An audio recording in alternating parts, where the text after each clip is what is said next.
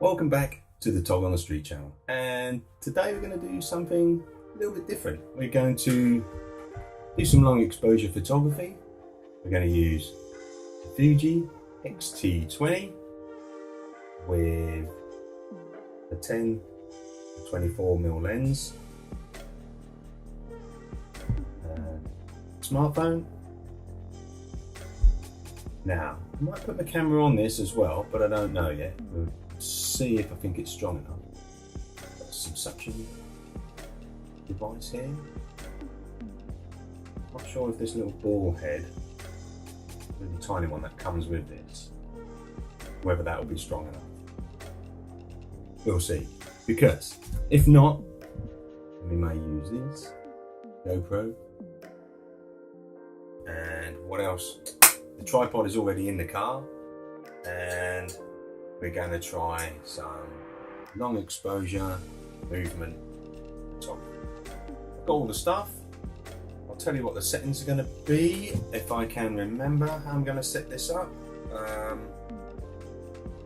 I'll get it all set up in the car. I won't leave my camera, obviously, but I'm going to get everything set up as far as the tripod in the car and get all my settings sorted out on here manually, and then we won't know until we go out when it gets a little bit darker what sort of exposure to set. But what I'm hoping to do is do a little bit of kind of vary the exposure. We're going to do maybe just from a few seconds to maybe 10, 20 seconds, something like that. We're going to set the ISO as low as it will go on here, which I think is 200. And we're probably going to put it on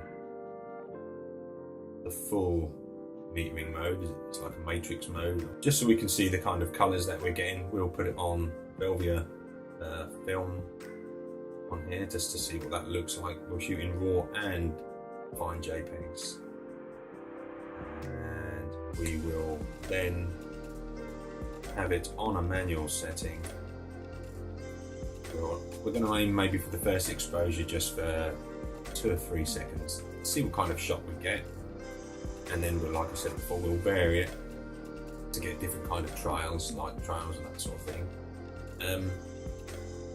We'll have an f-stop of around f8, 11, something like that, just depending on what, to get the exposure we want. I'll also, just to help me out, I have got a variable ND filter, so we'll put that on the lens as well. Now I'll use my smartphone, and we're going to use the Fuji remote app on this. Now, I've never had a great deal of luck with that particular app controlling the camera from a good distance, but seeing as I'm going to be fairly close to the camera, we'll try it and see how it goes, because I've got a remote release, but it's not a very good one, and this will be better because there's no wires involved. Plus, if I'm brave enough, put it on here, we'll have that outside the car. I can still fire the show with this, hopefully. Never tried it before. I've tried it in the house to see that it'll work, and it works, and I've stood a couple of meters away, that worked fine. So hopefully, being in the car, it's only going to be just there, it'll work, but there'll be a lot of metal around, so you never know with these things. So hopefully that's all going to work. I've managed to squash myself in the back of the car. Right, I'll show you how I've got everything set up at the moment.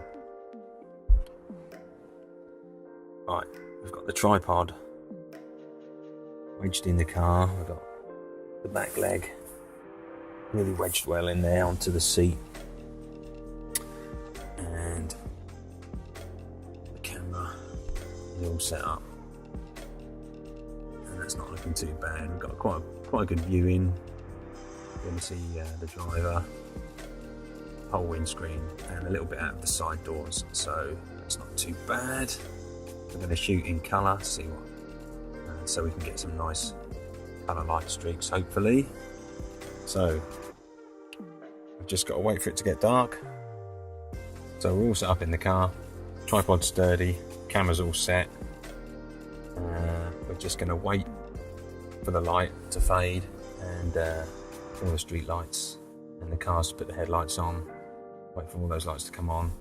So we'll see you in a bit. Right, we're all set up. It's going to be a 15, or at the moment it's going to be a 15-second exposure. Here, got the camera app all sorted out, so that's the view we can see. And the camera is here. The screen goes off as soon as you put the screen, as soon as you turn the camera app on. So it's going to be interesting to see what we get. Okay, let's go down the road and see what type of shots we can get. See you in a bit. Right, we're back. It's the next day. I've edited the pictures. So what I'm going to do is I'm going to show you the JPEGs that came straight out of the camera, and I'll show you the RAW with no editing done to that, and then we'll show you the RAW post-edit. Each image was, or each of these, this is all the same image. These were shot at ISO 200, and the exposure was 20 seconds, and the focus point was on the dash. I focused on the dash, and with such a good, such a small f-stop and such a wide angle lens, I think it was ended up being about 11mm. So you know, most stuff is in focus anyway. So let's just take a look at these and see. So this one's the JPEG, and it must be how I've got all the little parts, the bits I can edit in camera, where you have the shadows and the lights and all that, and I'm not quite sure what I've got that set on. I didn't even bother looking because it's just the raw image I was after, but this is how this one came straight out of the camera. The shadows are quite dark, which is kind of how I like them when I'm taking photos on the street in black and white, so I guess I've not changed it over. All I've changed on the camera was the film simulation. So yeah, the shadows are quite deep on that, and there's no color correction. This is auto white balance from what I remember on the camera.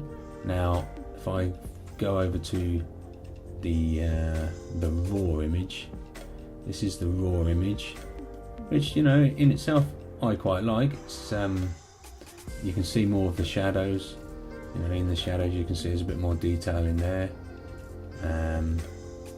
The colours are quite good, they're not overly saturated. Yeah, overall I like that. Now if I go over to the edited version, I've kind of cooled the image down slightly, and I've also knocked back the exposure, sorry, I've knocked back the saturation just by like -5. It's had a little bit of sharpening, and overall, yeah, I quite like that image. So what I'll do is I'll go into Lightroom and I'll show you how I'm not going to go and reset it and do it all again. I'm just going to show you what they're currently set on to get the colours from this raw image to this image. So we'll go over and we'll have a look at that. So as you can see, this is the raw file, 20 seconds, f10, ISO 200, and it was at 11.5mm on the Fuji 10 to 24mm lens. So we knocked the temperature down. You can see here the tint and the exposure. I left the exposure as it was, added a touch of contrast, took the highlights down by about half, up the shadows and the whites and the blacks, added a touch of clarity, bit of vibrance, and that's where we knocked the saturation down just -5, and we adjusted the tone curve slightly. And what else did we do? Oh, we added a touch of sharpening, and as always with the sharpening, I just hold down the option key on the Mac, and then when you mask it, as you can see, everything that is white will get a touch of sharpening, and everything that's black won't get any. So you can literally, we're on 24 now, but you can literally, you know, maneuver it around. So if you're on 0, you know, everything's getting sharpened. So that's what we did there. We didn't bother with any noise reduction as we were only on ISO 200. Yeah, we always tick this box. I didn't bother with this box. Let's see. Yeah, it's not really doing anything anyway. I think it's already corrected in there. Little bit of a vignette, and that was all we did in Lightroom. So after editing in Lightroom, we came over to Photoshop, and I just added a curves layer and created an S-curve and lifted the bottom up to get that faded look there. And then that is all we really did in Photoshop. So yeah, hope you like that image.